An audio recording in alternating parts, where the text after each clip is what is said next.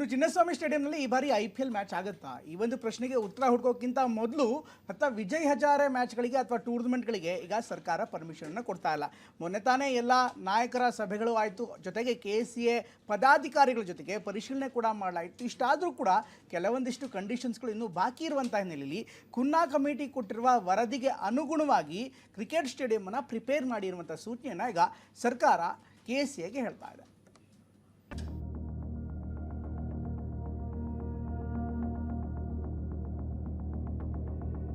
Permission reject ಆಗಿದೆ. So ನಾಳೆ ಯಾವುದು ಮ್ಯಾಚ್ ಇಲ್ಲ. ಅಲ್ಲಿ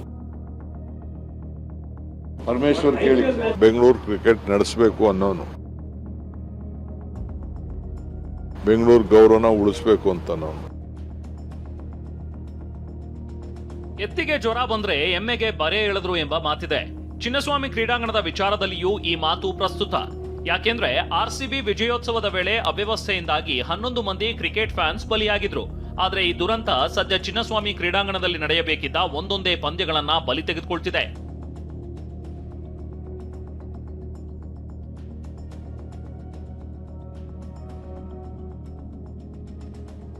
ನಾಳೆ ಚಿನ್ನಸ್ವಾಮಿ ಸ್ಟೇಡಿಯಂನಲ್ಲಿ ದೆಹಲಿ ಆಂಧ್ರಪ್ರದೇಶ ನಡುವೆ ಕ್ರಿಕೆಟ್ ಪಂದ್ಯ ನಡೀಬೇಕಿತ್ತು. ಇದಕ್ಕಾಗಿ ರನ್ ಮಷೀನ್ ವಿರಾಟ್ ಕೊಹ್ಲಿ ಸೇರಿ ಹಲವು ಆಟಗಾರರೆಲ್ಲ ಪ್ರಾಕ್ಟೀಸ್ ಮಾಡಿದ್ರು. ಆದ್ರೆ ಸೂಕ್ತ ಭದ್ರತಾ ವ್ಯವಸ್ಥೆ ಇಲ್ಲದ ಕಾರಣ ಪಂದ್ಯ ಆಯೋಜಿಸಲು ಅನುಮತಿ ಸಿಕ್ಕಿಲ್ಲ. ಅಲ್ಲಿಗೆ ಕನ್ನಡಿಗರು ಇಟ್ಕೊಂಡಿದ್ದ ಮತ್ತೊಂದು ನಿರೀಕ್ಷೆ ಹುಸಿಯಾಗಿದೆ. ಪಂದ್ಯ ಆಯೋಜಿಸಬೇಕಿದ್ರೆ KCA ಮಾರ್ಗಸೂಚಿಗಳನ್ನ ಪಾಲಿಸಬೇಕಿತ್ತು. ಆದ್ರೆ ಒಂದೇ ಒಂದು ಮಾರ್ಗಸೂಚಿಯನ್ನು ಪಾಲಿಸಿಲ್ಲ. ಅಷ್ಟಕ್ಕೂ ಆ ಕಂಡೀಷನ್ಸ್ ಏನಂದ್ರೆ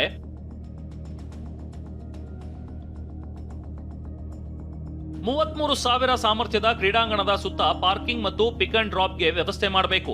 ಪ್ರವೇಶ ದ್ವಾರಗಳು ಫುಟ್ಪಾತ್ ಮೇಲೆಯೇ ಇರೋದ್ರಿಂದ ಪ್ರೇಕ್ಷಕರು ಕ್ಯೂ ನಿಲ್ಲೋದಕ್ಕೆ KCA ಸ್ವತ್ತಿನಲ್ಲಿ ಪ್ರತ್ಯೇಕ ವ್ಯವಸ್ಥೆ ಮಾಡಬೇಕು. ಕಿರಿದಾದ ಗೇಟ್ಗಳನ್ನ ಕನಿಷ್ಠ 6 ಅಡಿ ಅಗಲ, ಉಬ್ಬು ತಗ್ಗು ಮೆಟ್ಟಿಲುಗಳನ್ನ ಸರಿಪಡಿಸಿ ಎಂಟ್ರಿ ಮತ್ತು ಎಕ್ಸಿಟ್ ಸುಲಭಗೊಳಿಸಬೇಕು. ಅಂತಾರಾಷ್ಟ್ರೀಯ ಪಂದ್ಯಾವಳಿಯ ವೇಳೆ ಮಹಿಳೆಯರು, ಮಕ್ಕಳ ಪ್ರವೇಶ, ನಿರ್ಗಮನಕ್ಕೆ ಪ್ರತ್ಯೇಕ ವ್ಯವಸ್ಥೆ ಮಾಡಬೇಕು.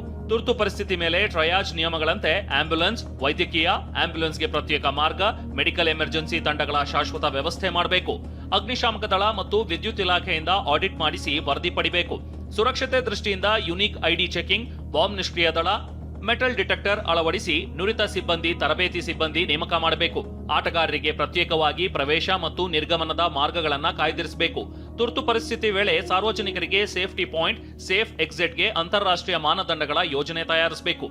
ನಮ್ಮ ಕಮಿಟಿ ಅವರೆಲ್ಲ ಹೋಗಿದ್ರು. ಅಲ್ಲಿ ಕಮಿಟಿದು ರೆಕಮೆಂಡೇಶನ್ ಆದ ಮೇಲೆ ಪರ್ಮಿಷನ್ ರಿಜೆಕ್ಟ್ ಆಗಿದೆ. ಸೊ ನಾಳೆ ಯಾವುದು ಮ್ಯಾಚ್ ಇಲ್ಲ ಅಲ್ಲಿ ಸ್ಟೇಡಿಯಂ ಅಲ್ಲಿ. ಅಷ್ಟೇ ಅಲ್ಲ, ಮುಂದಿನ IPL ಸೇರಿ ಅಂತಾರಾಷ್ಟ್ರೀಯ ಪಂದ್ಯಗಳನ್ನ ಗಮನದಲ್ಲಿಟ್ಟುಕೊಂಡು ಈ ಕಂಡೀಷನ್ಸ್ ಹಾಕಲಾಗಿದೆ.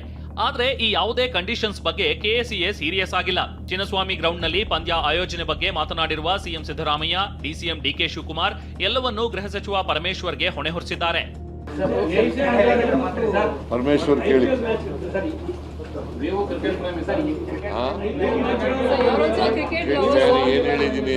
ಏನ್ ಹೇಳಿದ್ದೀನಿ ಅಂತಂದ್ರೆ,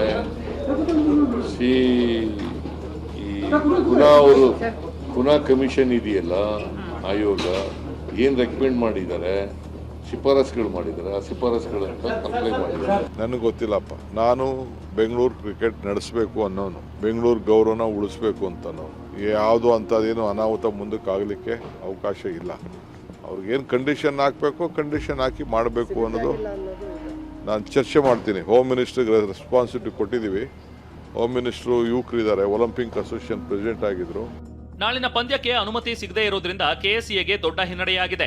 ನೂತನ ಅಧ್ಯಕ್ಷ ವೆಂಕಟೇಶ್ ಪ್ರಸಾದ್ ಸರ್ಕಾರದ ಮನವೊಲಿಸಲು ಶತಪ್ರಯತ್ನ ನಡೆಸಿದ್ರು. ಆದರೆ ಸುರಕ್ಷತೆ ಆಧಾರದಲ್ಲಿ ಸಮಿತಿ ಅವಕಾಶ ನಿರಾಕರಿಸಿದೆ. ಈಗ ನಾಳಿನ ಪಂದ್ಯ ದೇವನಹಳ್ಳಿಯ ನ್ಯಾಷನಲ್ ಕ್ರಿಕೆಟ್ ಅಕಾಡೆಮಿ ಮೈದಾನದಲ್ಲಿ ನಡೆಯುವ ಸಾಧ್ಯತೆ ಇದೆ. ಈಗ IPL ಪಂದ್ಯಗಳ ಭವಿಷ್ಯ ಏನಾಗುತ್ತೆ ಅನ್ನೋದು ಸದ್ಯದ ಕುತೂಹಲ. ಪ್ರಜ್ವಲ್, TV9 ಬೆಂಗಳೂರು.